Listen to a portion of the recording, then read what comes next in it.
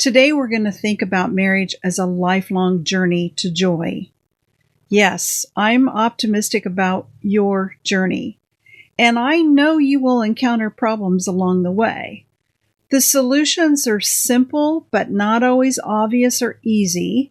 So today I'm going to show you how problems in your relationship are simply romantic roadblocks that point the way to the next milestone on your journey. Hello, I'm Dr. Debbie, and I've been helping men, women, and couples grow together for more than 25 years. Now it's your turn to learn what I learned and taught as a couples counselor and university professor. You are the wise woman, and this is your personal development podcast packed with instant encouragement and practical tips.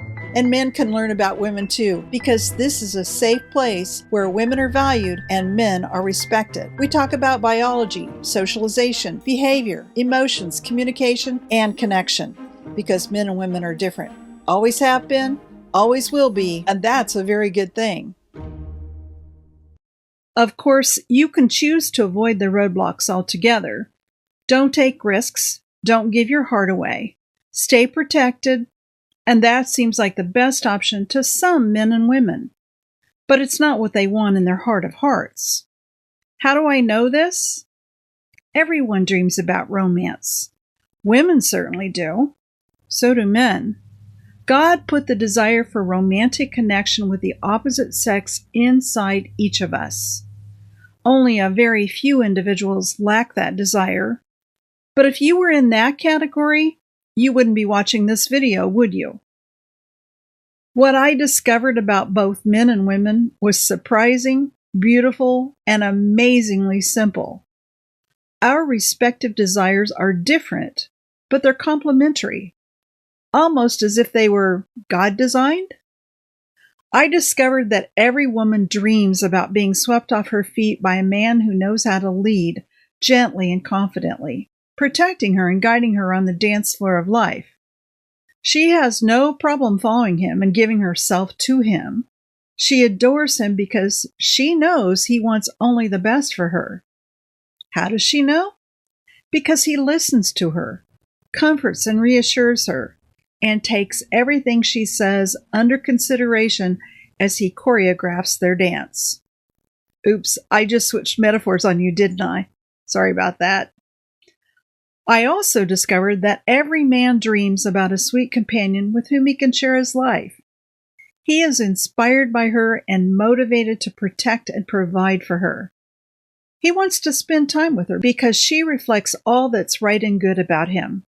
When he messes up, he instantly knows, without her saying a word, because he is sensitive to everything about her. He feels safe with her because her feedback is always gentle, discreet, and affirming. Plus, he knows he can count on her to make him look good to anyone who's watching. Do you think that's true about your mate? If things aren't going well for you right now, you probably find it hard to believe what I just said. If so, you're in good company, because everyone, despite his or her best efforts, runs into a roadblock sooner or later. So, what is a relational roadblock? Well, it's anything that disrupts the flow of your romance. And it probably happened much earlier in your own relationship than you care to admit. Human beings are notoriously good at ignoring problems, especially when they're in love. We want to hold on to the romantic high, so we find a way to go around the problem to protect the relationship. Now, that's not an issue if it only happens once. But often the pattern repeats and repeats until it becomes a deep rut that you can't get out of. So when you first start out, you're creating a relationship and you've got nothing but green lights. It's just like, it is so cool. It is so much fun. That's what makes you want to be together. So this is relatively smooth circle as you're going around in just your normal interactions with one another. And it feels wonderful. And so you repeat that, several times, and it feels really, really good. That's why you decided to stay in the relationship. But it doesn't take very long before something happens, and it's usually at the very beginning of a relationship. It doesn't happen 20 years later. It actually happens within a very short period of time of when you start interacting with one another. You've got this attraction going on. You don't want to mess it up. But then all of a sudden, there's this, what I call a roadblock. And when you hit that roadblock, you don't want to acknowledge it. It's like a red flag. It's like, let's avoid this at all costs. So you change your path. And when you change your path, you actually you approach that roadblock and you go, oh, I don't want to do that. And you go around it. Okay? So here you are. Now you've got this lump and now your map has changed. And maybe you hit another roadblock somewhere along the way. And now you've got to change again.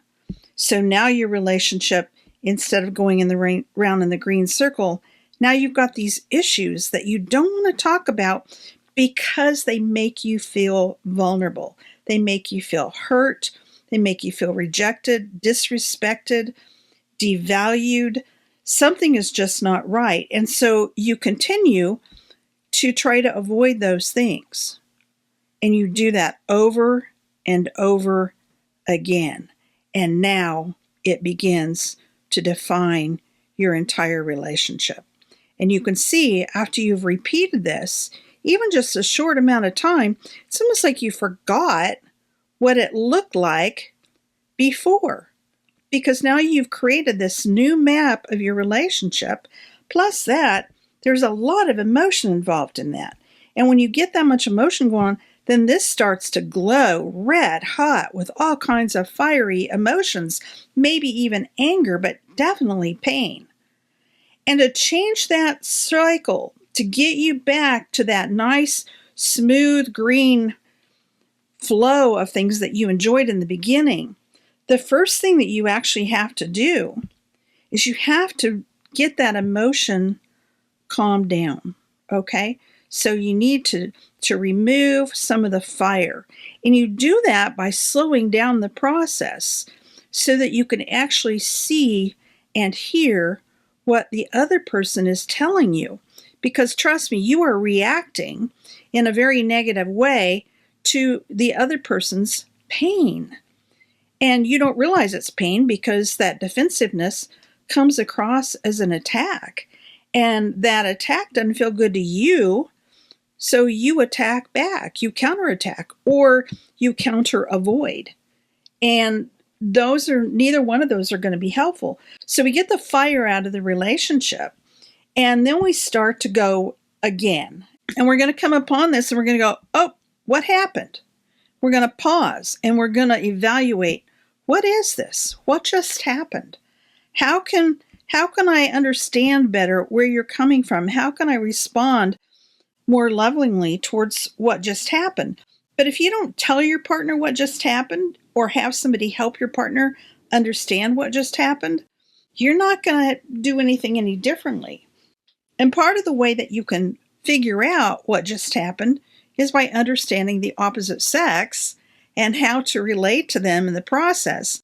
So you've got some sort of a template for understanding what it might be. And in that way, you can help facilitate the process. So, for instance, one of the things that happens with women most often is that we get our feelings hurt. So I'm just going to put hurt feelings. Okay.